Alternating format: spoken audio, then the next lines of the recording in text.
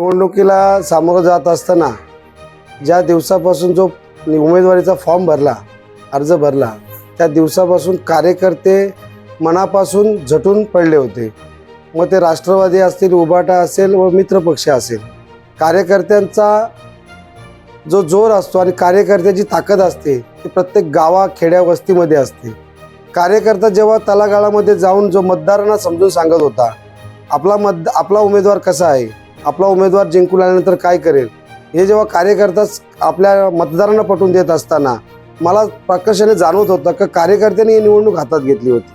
मी सुधाकर घारे आणि नितीन सावंत यांचे आभार मानेल की या दोन नेत्यांनी ताकदीने माझ्या पाठीशी राहिले, खंबीरपणे साथ दिली. मधुभाऊ असतील, छोटूदादा असेल, आप्पा गायकवाड असतील, विनयमामा असेल, स्वप्नील पालकर असेल आणि असे असंख्य कार्यकर्ते होते की त्यांनी सर्व आपलं कामधंदा बंद करून 13 ते 14 दिवस माझ्या प्रचारामध्ये झोकून दिलं होतं. तरी प्रत्येकाने आपला बूथ सांभाळायचं काम प्रयत्न प्रामाणिकपणे करत होते. त्यांची साथ एवढी मोलाची होती की प्रत्येक बूथला जो निकाल लागला त्यामध्ये जाणवत होतं की त्यांच्या जे काम होतं, ते जे लोकांमध्ये करत असलेले काम होतं, ते प्रकर्षाने मताच्या रूपाने पेटीमध्ये येत होतं. आम्ही निवडणूक लढत होतो, आम्ही कुणाविरुद्ध लढत होतो याच्यावर कधी बघितलंच नाही, कारण आम्ही लोकांमध्ये होतो, सतत लोकांमध्ये आमचा सहवास होता. त्यामुळे आम्हाला निवडणूक सोपी वाटत होती, जड कधी वाटलीच नाही. आमच्या समोर कोण लढतंय, आमच्या विरुद्ध कोण आहे हे कधी आम्ही बघितलंच नाही. कारण जो लोकांमध्ये असतो, जो सतत लोकांमध्ये जातो, त्याला निवडणूक ही मोठी नसते. निवडणूक कशासाठी लढतो? लोकांची सेवा करण्यासाठी. लोकप्रतिनिधी झाल्यानंतर लोकांची सेवा करण्यासाठी आपण निवडणूक लढतो.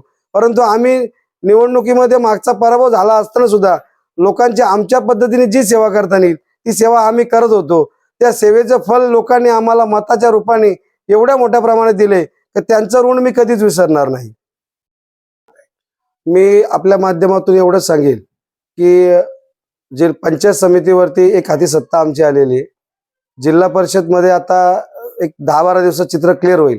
पंचायत समिती जिल्हा परिषदच्या माध्यमातून ज्या नागरिकांच्या सुसुविधा करण्यासाठी ज्या योजना असतात त्या योजना राबवण्याचं काम प्रामुख्याने चित्रा ठाकरे यांच्या माध्यमातून किंवा आमचे जे निवडून आलेले जेवढे सदस्य आहेत त्यांच्या माध्यमातून या तालुक्यात होईल.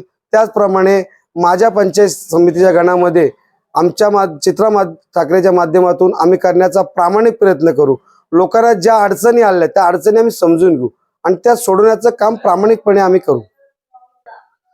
जो लोकांनी आम्हाला या निवडणुकीमध्ये जो कौल दिला, जे भरभरून मतदान दिलं, त्या मतदारांचे मी आभार जितके मानू तेवढे कमी आहेत. परंतु त्यांच्या या मतदान रूपी आशीर्वादमध्ये आम्ही सदैव ऋणी राहू. ते ज्या वेळी आम्हाला आवाज देतील त्या वेळी आम्ही तिथे जाण्याचा प्रयत्न करू, प्रामाणिक प्रयत्न करू. मतदारांना एवढेच सांगेल की आपण दिलेला कौल हा शीर्षस्थानी मानून आपला कायमस्वरूपी ऋणी राहील.